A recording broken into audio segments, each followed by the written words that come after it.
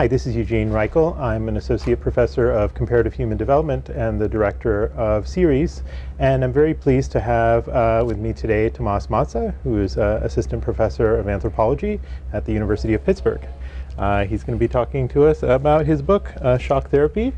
Tomas, do you want to tell us a little bit about the book and the general kind of subject matter?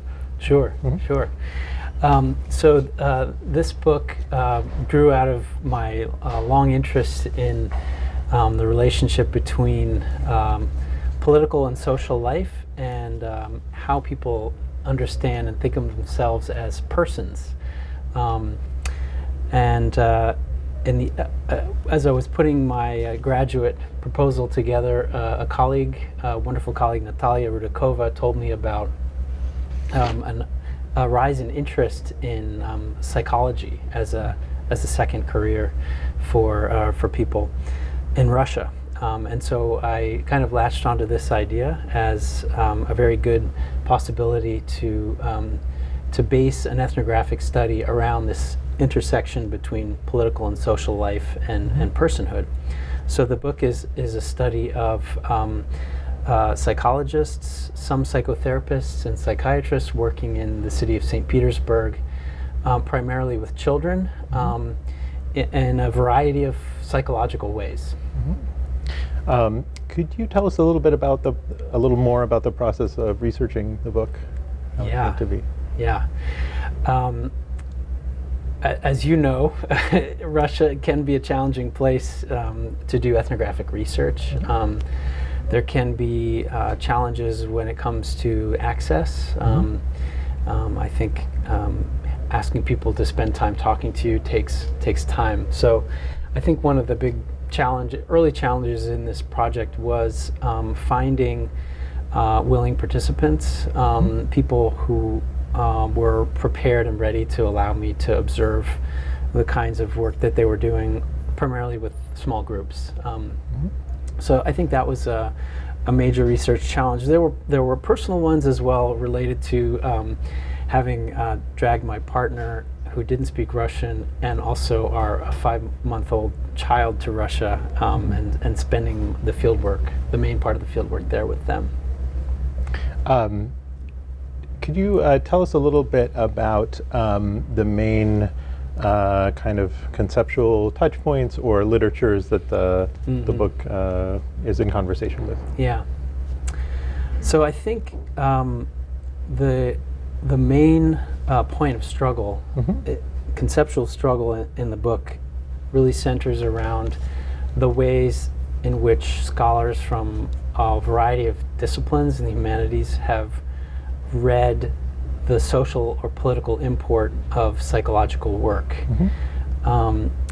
Primarily, the reading has been a critical one, whereby psychotherapy of various kinds is read as conveying certain kinds of hegemonic norms into bodies via the psyche. Other related readings would attribute something like heightened individualization or individualism in capitalist societies to psychological therapies. But I wanted to draw from those critical traditions, but also I think as an ethnographer to apply those paradigms is not a very good way of explaining what it is that one sees on the ground in terms of what practitioners are actually trying to accomplish and why. And it felt also in a way as a disservice. So the book is really a struggle, and I'm very clear about talking about some of these tensions, interpretive tensions. I talk about them in very thematized ways in the book. And ultimately, what I hope to have produced is, I think, a book that is about what I call the ethical practices of these various kinds of psychologists and psychotherapists. Well, I think one of the most exciting things about this book is really the way in which it both builds on but kind of goes beyond some of those more critical takes on psychotherapy, and really gives us a sense of both how we can have a kind of interpretive framework that doesn't lose sight of that critical perspective, but also pays attention to the role that some of these therapies play in really creating meaning for people, right, at different, particularly this historical moment, right, of post-Soviet, post-socialist Russia. Thanks. Yeah, I'm glad that comes through. Yeah, no, absolutely. Yeah. Can we talk a little bit about your process of writing and how you think about that? What do you feel like there were particular challenges in writing this, both initially and then maybe in the process of turning it from your dissertation into the book? Because as may not always be clear to graduate students when they start on their projects, the book is actually a completely different project and involves a whole different set of a kind of way of thinking. Yeah, yeah. I think there were maybe 3 books along the way. Okay. Something like that. Many iterations. Yeah, so I think one of the big writing challenges was, if I could sort of start with the thing I was just talking about, around the tension between analytics and ethnographic material.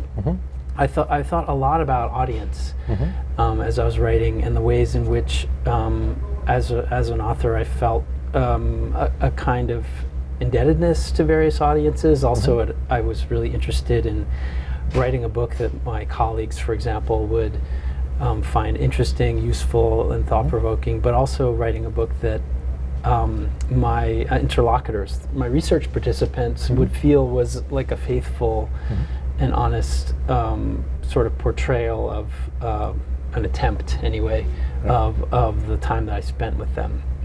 And those two aims are not always in harmony. You can write a very theoretical book that can be extremely hard to read, for example, by a lay audience. And on the other hand, you could write a highly accessible book that might not be viewed as being as rigorous or, critical by scholarly audiences. So I think that's one thing. The other thing I would just say about writing is I love writing. I wanted to be a writer long before I became an anthropologist, and so I enjoyed writing a book, even though there was this sort of struggle. I enjoyed constructing this as an object, and putting different aesthetic features inside of it that I thought would be enjoyable for readers. How do you find yourself influenced by other writers, and how do you sort of work through the process of distilling your own voice from the kind of influences that you read and engage with? Right.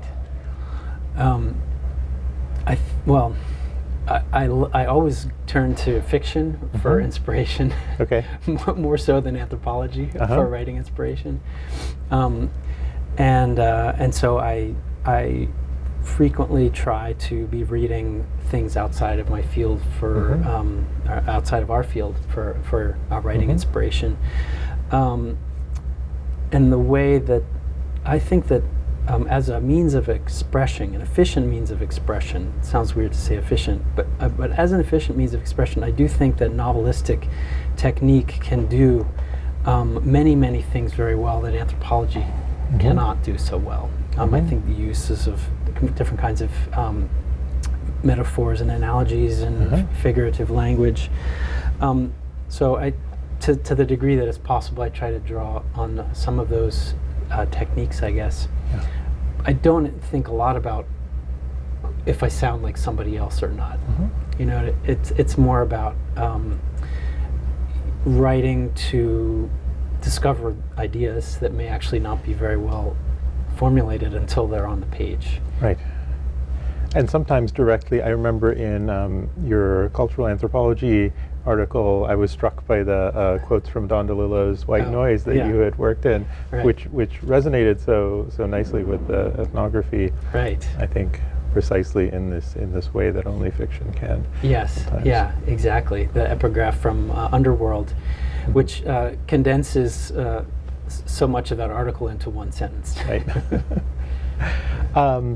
Could you recommend 3 books which you think everyone should read?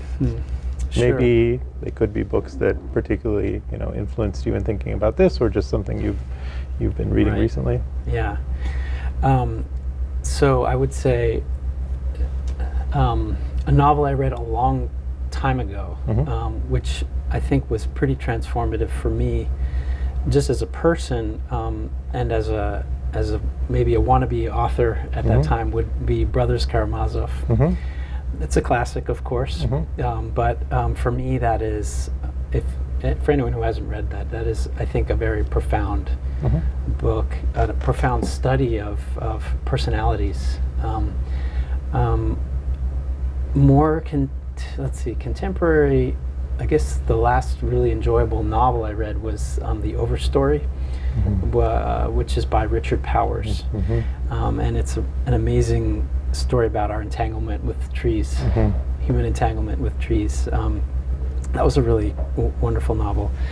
And then I guess in ethnography, Zora Neale Hurston had her study of Cujo Lewis, who at the time at the time she did this research, was thought to be one of the last living formerly enslaved people to remember the Middle Passage. It's an example, I think, of a still relevant and amazing ethnography that was not published in its time for various reasons. So, yeah, I think those 3 maybe it would be at the top of the list. Great. Thanks so much, Tomas. Thank you. Thanks a lot, Eugene.